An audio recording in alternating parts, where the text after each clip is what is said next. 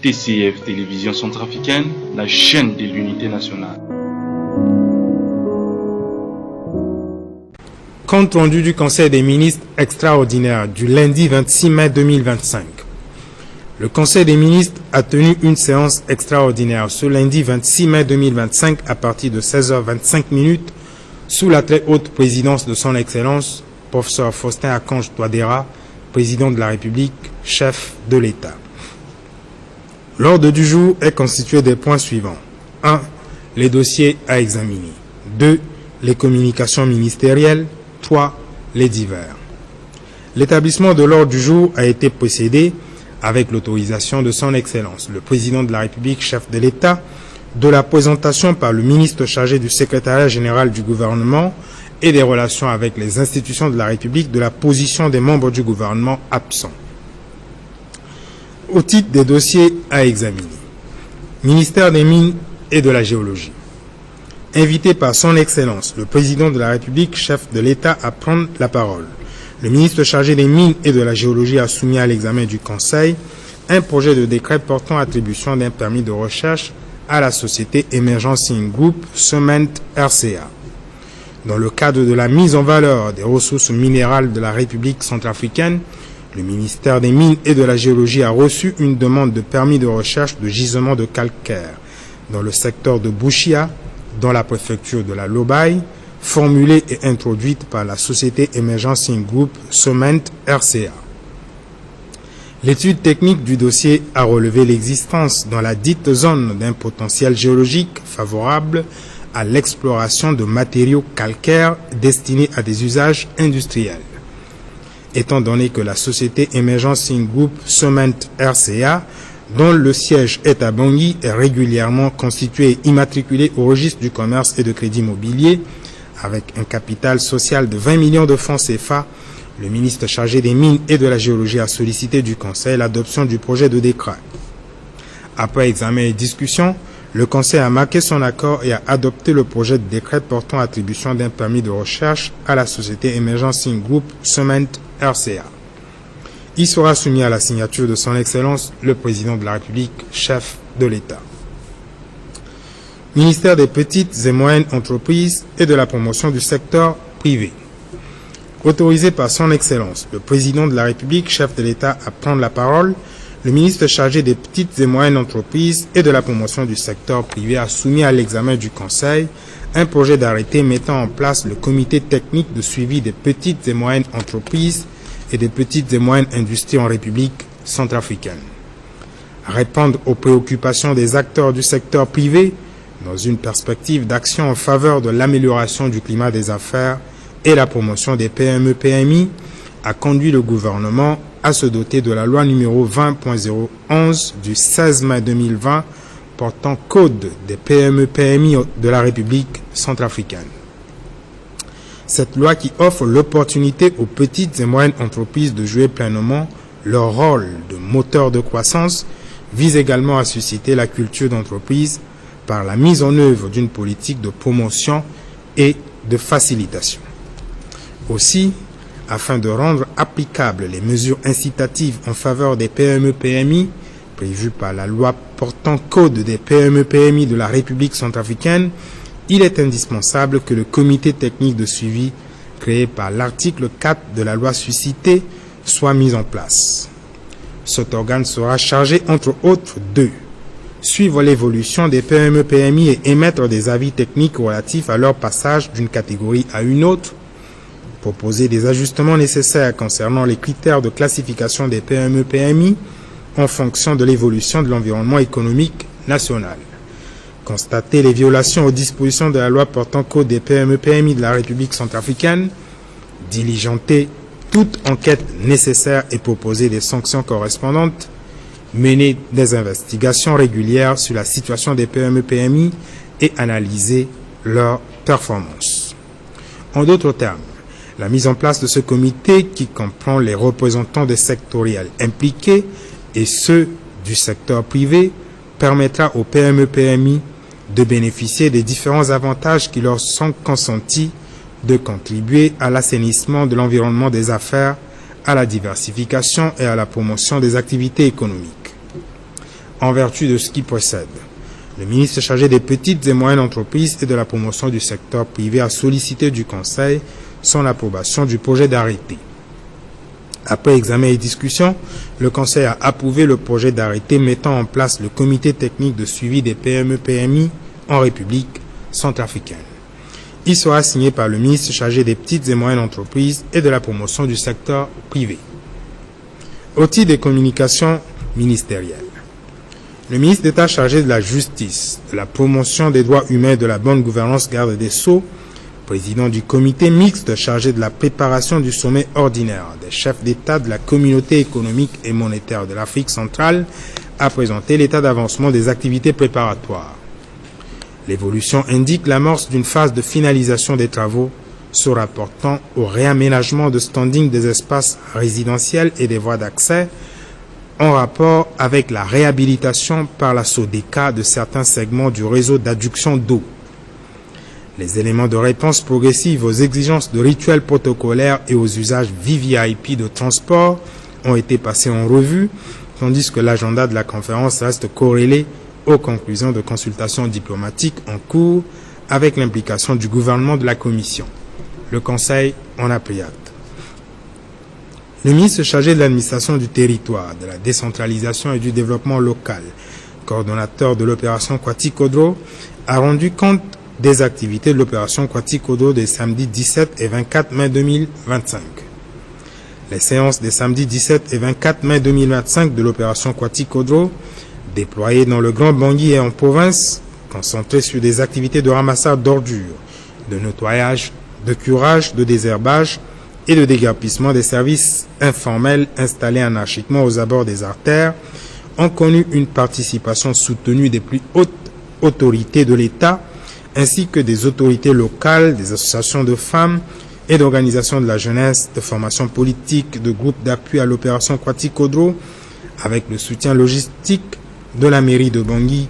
de l'Office national du matériel et de la société Sublime Service, spécialisée dans les travaux de curage et d'embellissement des artères menant vers l'aéroport international Bangui-Mpoko. En particulier, à Bangui, Son Excellence, le président de la République, chef de l'État, a donné l'exemple hautement citoyen en participant à l'opération Kwati-Kodro le samedi 17 mai 2025 au quartier Bozanga, dans le 5e arrondissement, et le samedi 24 mai au marché combattant dans le 8e arrondissement, tout en observant alors à chaque occasion une illustration grandeur nature de l'adhésion croissante des masses populaires autour des initiatives sociétales et environnementales en faveur du nouvel élan républicain impulsé depuis l'avènement de la 7e République. À la suite du président de la République, on notait la participation assidue de M. le Premier ministre, chef du gouvernement, du ministre d'État chargé de la justice, de la promotion des droits humains, de la bonne gouvernance, garde des Sceaux, de Madame le ministre chargé de l'action humanitaire, de la solidarité et de la réconciliation nationale, du ministre chargé de la promotion de la jeunesse, des sports et de l'éducation civique, de Madame le ministre chargé du travail, de l'emploi et de la formation professionnelle, et du ministre chargé de l'administration du territoire, de la décentralisation et du développement local, coordonnateur de l'opération Kwati-Kodro, qui a procédé le samedi 24 mai 2025 à la pose de la première pierre des travaux de réhabilitation du centre commercial de Combattant. Au rang des associations et des mouvements engagés dans l'opération Kwati-Kodro, il y avait les acteurs culturels, les associations Toadera Merci, Sewa Toadera, Mamboko na Mamboko, les Koliwa Ligara, Kozafat, Kokafat, Toadera Nouvelle Vision, Wali Molondo Emai, Toadera Alimina Kwaso, ainsi que la jeunesse du mouvement Cœurs Unis. À l'intérieur de notre pays, le samedi 24 mai 2025, les activités de l'opération Kwati-Kodro étaient menées à Bangassou, à Karnou, avec la participation des femmes de l'OFCA, à Mbaïki, avec la participation du ministre chargé des Transports et de l'Aviation civile et du ministre chargé de l'Équipement et des Travaux publics, à Nola, avec l'appui remarquable de l'association Vision Positive pour les femmes en Afrique, à Bouka,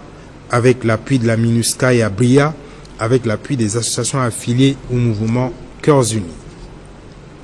En reprenant la parole, Son Excellence, le président de la République, chef de l'État, a apprécié à juste titre les efforts constructifs d'assainissement et d'embellissement des voiries urbaines à Bangui, incluant le concours notable de l'entreprise Topoz sur l'avenue de l'Indépendance et sur les voies perpendiculaires, ainsi que les travaux de dégagement de l'artère menant vers l'aéroport international Bangui-Mpoko. Tout en appelant les usagers des infrastructures collectives, les tenants des services et les populations riveraines à davantage d'engagement citoyen par des gestes positifs favorisant un environnement sain et salubre et donc la santé et le bien-être. Son Excellence, le président de la République, chef de l'État, a insisté sur l'utilité publique de doter la commune de Bégua d'un site adapté pour l'installation du marché de PK12. À cet effet, le chef de l'exécutif a instruit le ministre d'État chargé de la justice, de la promotion des droits humains et de la bonne gouvernance, garde des Sceaux, le ministre chargé des finances et du budget, le ministre chargé de l'administration du territoire, de la décentralisation et du développement local, et Madame le ministre chargé de l'urbanisme, de la réforme foncière de la ville et de l'habitat, d'accomplir les diligences nécessaires. Au titre des divers, Madame le ministre chargé du travail, de l'emploi et de la formation professionnelle a informé le Conseil du lancement officiel le 26 mai 2025 d'un portail web et de télédéclaration de la Caisse nationale de sécurité sociale à l'effet de contribuer fortement au renforcement technologique par l'amélioration de la qualité des services aux usagers. Le ministre d'État chargé de l'Éducation nationale a annoncé le début des examens scolaires de l'année 2025 avec un calendrier préliminaire indiquant le déroulement des épreuves du concours d'entrée en 6e le mardi 27 mai, le déroulement des épreuves du certificat d'études fondamentales 1 du 30 mai au 1er juin, le déroulement des épreuves pratiques du certificat d'aptitude professionnelle le 27 mai et le déroulement des épreuves du brevet des collèges du 10 au 12 juin. Il est à noter une évolution croissante des effectifs durant ces dernières années, reflétant ainsi un bon nexus urgence-relèvement, cela au moyen d'un rapport vertueux de cause à effet entre d'une part le retour tangible à la paix et à la sécurité et d'autre part le redressement des principaux taux d'accès du secteur éducatif tels que le taux d'achèvement et le taux de scolarisation des filles, avec en parallèle le recul du taux de décrochage scolaire, a ajouté le ministre d'État. Le ministre chargé des Transports et de l'Aviation civile a annoncé au Conseil la tenue, à partir du 27 mai 2025 à Bangui, de discussions bilatérales dans le cadre de l'accord de coopération dans le domaine des transports maritimes et terrestres entre la République centrafricaine et la République de Guinée équatoriale, à l'occasion d'une visite de travail d'une délégation équato-guinéenne conduite par le ministre des Transports. Le ministre chargé de la communication et des médias, porte-parole du gouvernement, a informé le Conseil d'une part de l'adoption par l'Assemblée nationale de la loi sur la liberté de la presse et de la communication et d'autre part de la tenue le vendredi 30 mai de la deuxième édition de la conférence dénommée Déjeuner de presse des spécialistes des médias en compagnie de son Excellence le Président de la République, chef de l'État, un exercice de promotion de la liberté de la presse en tant qu'estimateur de qualité des paramètres sociopolitiques et démocratiques. Le ministre chargé de l'administration du territoire, de la décentralisation et du développement local a informé le Conseil que le samedi 17 mai 2025, l'Assemblée nationale a voté la loi portant dérogation à certaines dispositions de la loi numéro 24.007 du 2 juillet 2024 portant code électoral de la République centrafricaine. De plus, le ministre a informé le Conseil de l'inauguration attendue le 29 mai du poste de détachement militaire, connexe au poste frontière de Bembéré dans la préfecture de Limpende, à la frontière de notre pays avec le Tchad. Enfin, le ministre a informé le Conseil en ce qui concerne le Hadj 2025 des dispositions administratives assurées en coopération avec les autorités saoudiennes en vue de faciliter les différentes étapes et formalités pour le pèlerinage musulman à la Mecque. L'ordre du jour étant épuisé, Son Excellence, le président de la République, chef de l'État, a levé la séance à 17h50. Fête à Bangui le 26 mai 2025, le ministre chargé du secrétariat général du gouvernement et des relations avec les institutions de la République, Ernest Mada. Je vous remercie. Tondo tibada tsagbia tibikwa oko lango baleu sena omena tinzeti belau tingu saku se balu sena oku nabikwa oko lango balu sena omena tinzeti belau tingu saku se balu sena oku nagbireti biachi kodro kota wa fangombeti Faustin Archange Touadéra bada tsagbia atondani na ngonga osio tipe koti be kombite na penzeni bale use na oku akota kambati teneso abagigi aike ako ateneso agbionyogbia ganani na badatala use asango ti agbionyogbia ota anzinazina tene ndende kozoni na mungo yanga ti gbia ti kodro gbionyogbia ti sungo tondo ti ngurubia na ti kusala ti mamboko na akota ndokua ti leta afa na badatala tene ti agbionyogbia so agana ya ti badani pepe ateneso agbionyogbia ganani na badatala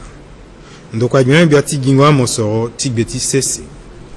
na pekoti tisangondo tigbati kodro bien biati gingo amosoro tigbeti sese afana badatala solo gana pialoti mela so a unda na nguru biati mu beni pangbala sese na kete kodro ti bushia so akena yati kodro komandati lobae na ndokwa so adirni Emergence Group Sement RCA ti tonda ti gingo tenetik beti sese so adirni calcaire so ti tenetik beti sese so asar na ciment ti lekerengo na ada alege nga na agbagbara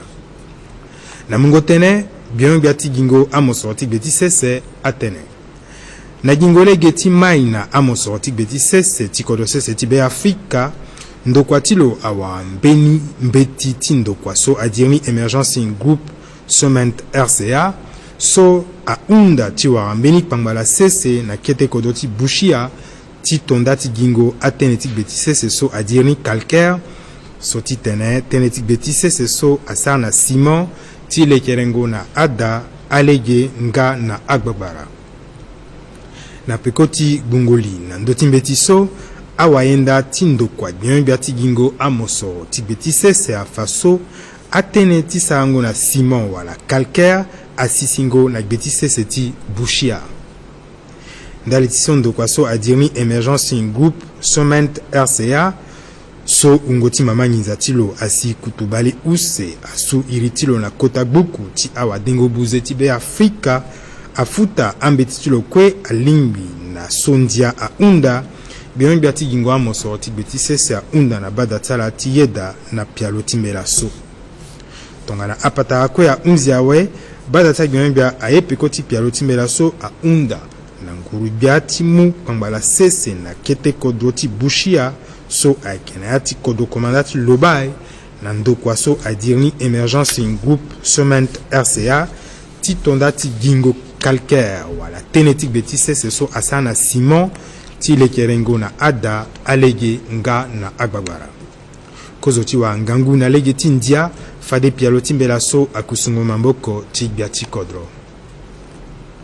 ndoka bia so amu mamboko na ando kwa ti dengo buze nga na anzina kwa ti mamboko na pekoti mungo yanga ti biati kodro bia so amu mamboko na ando kwa ti dengo buze nga na anzina kwa ti mamboko afa na badatala so logana pialo ti ketembela so aziana sese beni kundu ti awa kode kwa ti bembengondo na ndoti akusala ti ando kwa ti dengo buze nga na anzina kwa ti mamboko na kolo sese ti be Afrika na mungo tene bia tene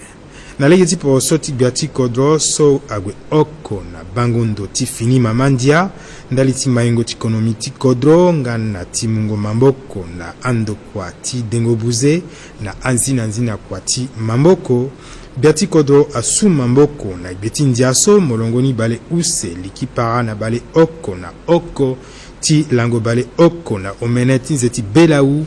ngu sake use na bale use so afa agireti akusala ti mungu mamboko na ando kwa ti dengo buze nga na anzina kwa ti mamboko ndiaso amungangu na okondo kwaso tisala kusala ti a tisala kusala tala na legeni si mosoroti kodro alingbiti mai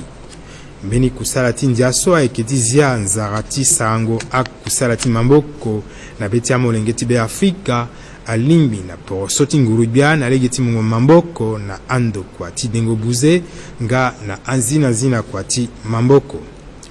tisa kusala alimbi na ngangu ti ndiaso ayeke nzoni ti zia na sese mbeni kundu ti awa kode kwa so fade kusala ti lo ayeke ti bongoli na ndo ti ambeti ti unda ti ando kwa bembengondo na ndo ti kusala ti ando kwa so amulege na ala ti tonda ti kusala ti ala fango bibe ti ala na ndo ti ando kwa so alimbi ti bien ti ga kota fango lege so alimbi ti kangbi popo ti ando kwa ndende alimbi na konongo ti ala sigingo na akode so alimbi ti mu mamboko na ando kwa ti dengo buze nga na anzina kusala ti mamboko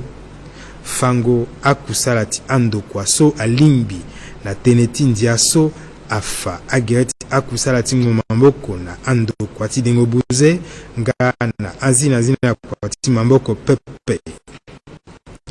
bembengondo na ndo ti angbanga so alimbi ti de na liti ala so apendia pepe nga na sigingo na akpale so ando kwa so awa na sango akusala tala ndende fademo na ati kundu so awa kode kwa ti ambeni ndo kwa binyo ndende na alati anzina kusala ti mamboko nga fade kundu so amu mamboko mingi na ala ti mai na kusala ti kodo ti be Afrika tongana apatara kwe a unzi awe bada ta gwenye bia aye peko ti pialo ti ketembela so azia na sese kundu ti awa kode kwa ti bemengondo na ndo ti akusala ti ando kwa ti dengo buze nga na anzina kwa ti mamboko na kodo sese ti be Afrika fade bia so amu mamboko na ando kwa ti dengo buze nga na anzina kwa ti mamboko asu mamboko na beti ketembela so asango ti agbenyo bia bele bia ti fango ngbanga na ti maingo andia ti nene ti zo komo konzi ti kundu so aba lege ti lekerengo gere ti badalingo ti agbia ti agbakodro ti agbakodo garamo so ti be Afrika afa na bada ta agbenyo bia peko ti akusala ti lekerengo kota bumbilingo so fade bangi likodo ti be Afrika ayeke yambani na ti anze so ayeke ga bele bia atene akusala ti lekerengo ndo ti lango ti agbia ti kodo so ti ndo ti bumbi ti ala nga na ti alege so fade ala onda aketambola nzoni lege oko na tene ti akutukutu so fade ayo na ala na tene ti akapa ndende ti bumbi lingo so bada ti agbenyo gbia ayeda gbenyo gbia ti kua ti ati kodro ti kanyo ngangu na ti maingo ti akete kodro komo konzi ti kwa ti kodro afa na bada ta gbenyo bia peko ti akusala ti kwa ti kodro ti laposo lango bale oko na mbasambala ti nzeti belau nga na ti laposo lango bale use na osio ti nzeti belau tingusa kluse baluse na oku akusala ti kwa ti kodro ti a lango use so atambula nzoni na ngbata ti bangi nga na a kete kodro ti be Afrika na lege ti zingo azende asango ya ti adu ti tere ti lege nga na tombango azo so akaye kirikiri na tere ti lege na popo ti azo so akokapa na ti akusala ti kwa ti kodro ti lani so molimbi ti wara akota zo ti kodro akota zo ti ya ti avaka abumbi ti awali nga na ti amaseka akamba poro so abumbi so agbelingo na kwa ti kodro na munga na legeti mungo mamboko ti na legeti agbaku nende ti kota dangbata ti bangi ti kota ndo kwa ti leta so abaten ti agbaku wala onem nga na ti ndo kwa so adirmi société sublime service so kusala ti lo ayeke ti zi azende na ati adu ti tere ti balabala so agwe na kota dalapara ti Bangui Mpoko. Na Bangui bia ti kodro afa tapande na sango kusala ti kua ti kodro na bikua omene lango bale oko na mbasambala ti nze ti Belaou na bage ti Bazanga na ati gbavaka oku nga na bikua omene lango balu se na osio ti nze ti Belaou ti nguso ekeda na bage ti gara ti combattant na ati gbavaka miombe so amolenge ti kodro aga mingi ti mu mamboko na akusala ti zingo a zende. Akuta zo so amu pekoti bia ti kodro lanika aeke kozo gbele bia makonzi ti nguru bia gbele bia ti fango ngbanga ti maingo andia ti nene ti zo bia ti mungo mamboko na azo so awa pale na ti lengo songo na pekoti amolenge ti be Afrika bia ti maingo ti amaseka ngana ti angia ti awanguru bia ti kwa ti fango kode ti kwa na ti sedu ti awa kusala ngana bia ti kwa ti ati kodro ti kanyo ngangu ngana ti maingo akete kodro komo konzi ti kwa ti kodro so lomu okongo iso ti lu kozo tene ti leke yango gara ti combattant na bikua omene lango bale use na osio ti nze ti Belaou ti ngusaku se balu se na oku na popo ti abungbi so aga na ati kusala ti kwa ti kodro na lani so molimbi ti wara azo ti sango aye ti ndara abungbi tonga na Twadera merci sewa Twadera mamboko na mamboko awali na akoligara kozafat kokafat Twadera nouvelle vision wali molondo emai Twadera alimbi na kwaso nga na amaseka ti kamba poroso MCU na ati akete kodotie na abikua omene lango bale oko na mbasambala na lango baluse na osio ti nze ti Belaou akusala ti kua ti kodro atambola nzoni na ati a likodro komanda tonga na Bangassou Carnot so na balika mwara mungo mamboko ti awali ti OFCA na mbaiki na mungo mamboko ti bia ti yongo azo aye na kutukutu mamboko nga na lapara lo na bia ti leke yango a lege na agbagbara bageti nola na mungo mamboko ti bumbiso adirani na nga ti muzu vision positive pour les femmes en Afrique nabuka na mungo mamboko ti MINUSCA nga na bageti bria na mungo mamboko ti abumbiso agbelingo na kamba poroso MCU na mungo tene bia ti kodro agonda mingi ngangu kusala ti skulango ya ti kodro nga na adu so akena tere ti balabala ti Dipandas na Bangui nga na ndoti lege so agwe na kota da la parati Bangui Mpoko na mungo mamboko ti ndokwa so adirni topozada bia ti kodro atombela na azokwe ti bata seni ti ati kodro na ti ando so anguruye ndali ti seni ti zo ti unzi na tene ti lo bia ti kodro aunda na ngangu ti wara mbeni finindo ndali ti gara ti PK12 ndali ni lo muyanga na gbele bia ti fango ngbanga na ti batango na ti maingo andia ti nene ti zo na gbeme bia ti bozongiza ti leta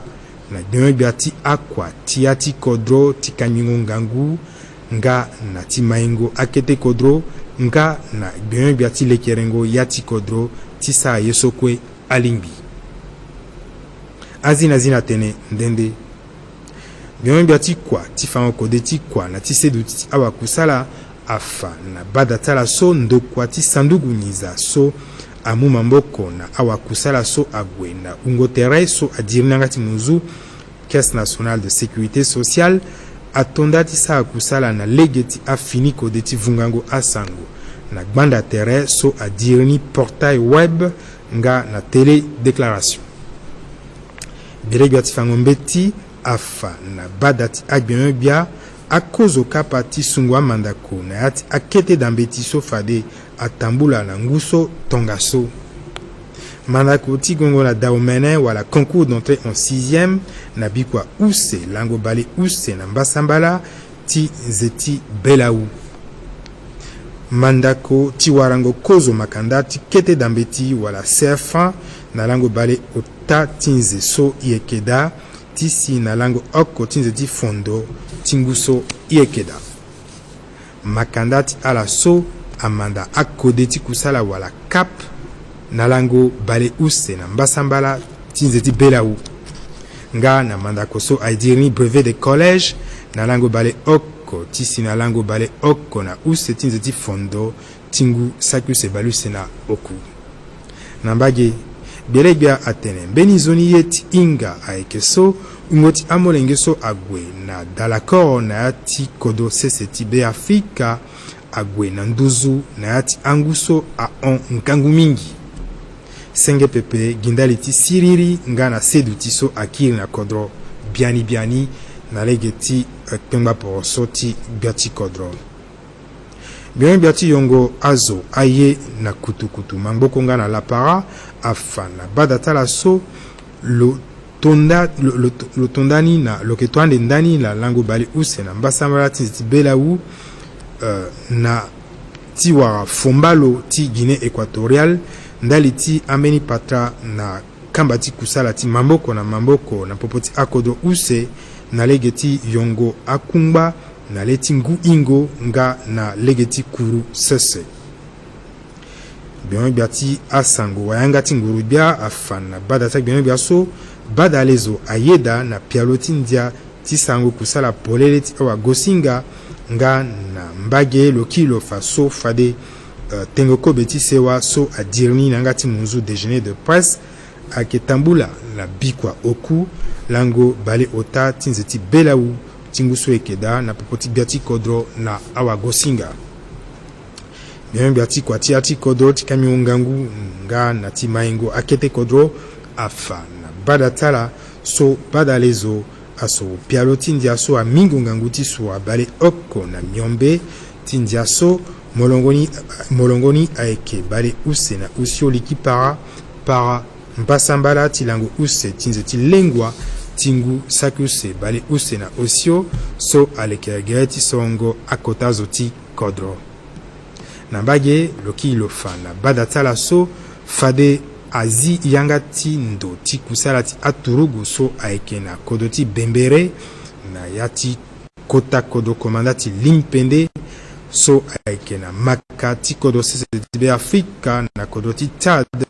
na lango bale use na gumbaya